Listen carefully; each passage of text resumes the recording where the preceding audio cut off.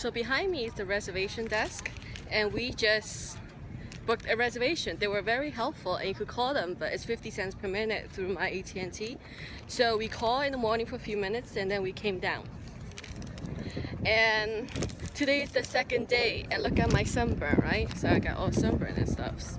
What we decided to do is, since we are latecomers and we just woke up and we just ate, we decided, right now it's about 12 o'clock, so we decided to book the glass bottom boat for the kids to see all the fish on the bottom. So we don't have to snorkel.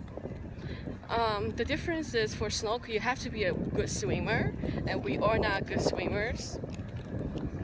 And if you just go down to the glass bottom, you can see the fish without swimming. The adult ticket is $50 and $30 for a kids ticket, and there's a $5 reservation charge. We still have an hour and a half, so we decided to walk to Snorkel Park.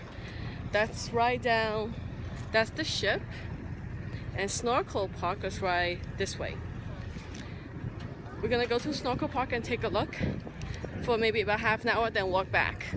Get on the ship. The ship is 1:30 to 3 o'clock. So at 3 o'clock when we come back, we could still choose if we could, we want to go back to the Snorkel Park, just play around by ourselves, or go to the Pink Sand Beach again, which they close about 5 o'clock. So we'll get there, we could still have like about an hour to play.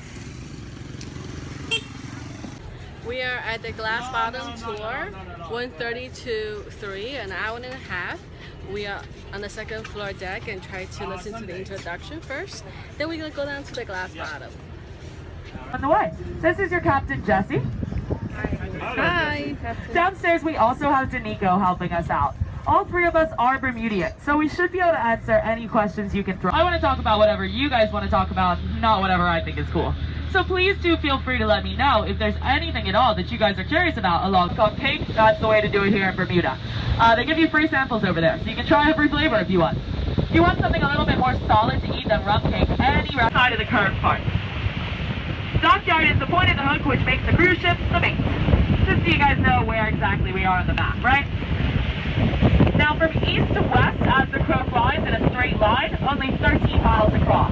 But if you were to actually get on a bike and ride all the way from St. George's around the island and then the Dockyard, you'd rack up over 30 miles. And if you were riding one of the mopeds they let you guys take, about an hour depending on the traffic. Regardless of how long it takes, we hate it. Bermudians culturally do not like to try. So to us, that hour-long distance is like the absolute worst. I know in a lot of other places, a couple hours north of the Bahamas. 640 miles to our west is Cape Hatteras, North Carolina, which means you guys in the States are our nearest neighbors, but you're still quite far away. So we've grown up pretty unique here in Bermuda. We've got quite a different culture. The original Emerald Cross hasn't been seen since. We don't really know what happened there. We did later on here that the Teddy Tucker was a very skilled and very talented monorail. No one that works in with everything else.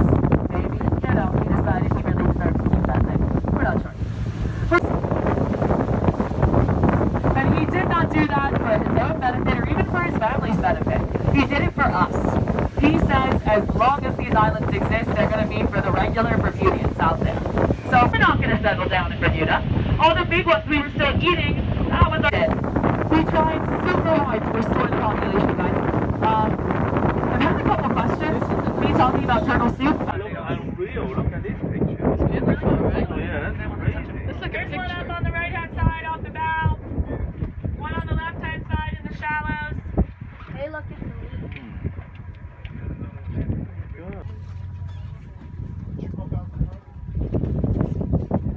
Right, look at this one. It looks so different than the one You guys enjoyed it. Now, like I said, everyone wants to know, what is the deal with these funny-looking little huts on stilts? They're obviously not real Bermuda houses, right? What we're doing was staying in a tent. They'd stick you up on the hill next to the cows, and you would be very angry. So about 13 years ago, Nine Beaches had to shut its doors. For a while after that, they rented the cabanas out to locals, and I can actually tell you guys extremely personally about what it's like to stay over there, because I did it myself for a couple summers.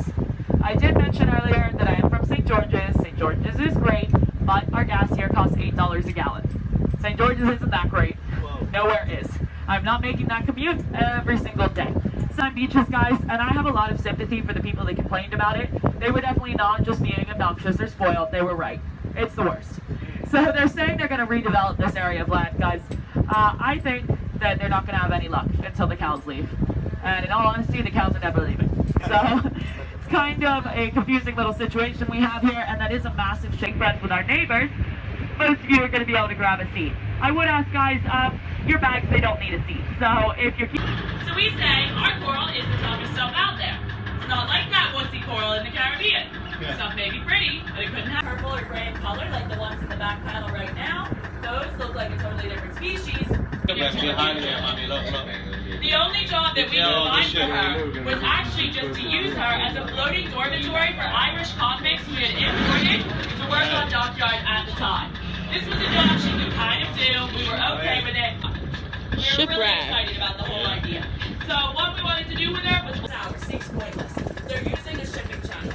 There's that boiler again, Dan, so you can really see the iron. Shipwreck. Laying a bunch of dynamite across the lake of the ship, just throwing loads of it right into the center. Blew her into pieces. Her bow was shoved by the force of the explosion right up onto the coral reef. This is her middle section. We left her out in the air. Eventually, we did do some studies on this wreck, and we found out that the introduction of iron into a coral reef system actually speeds.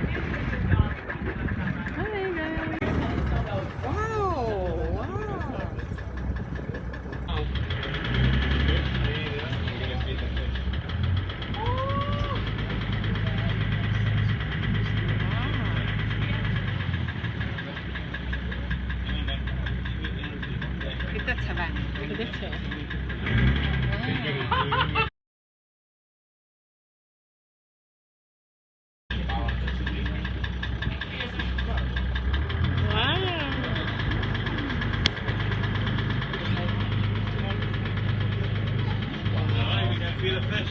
What?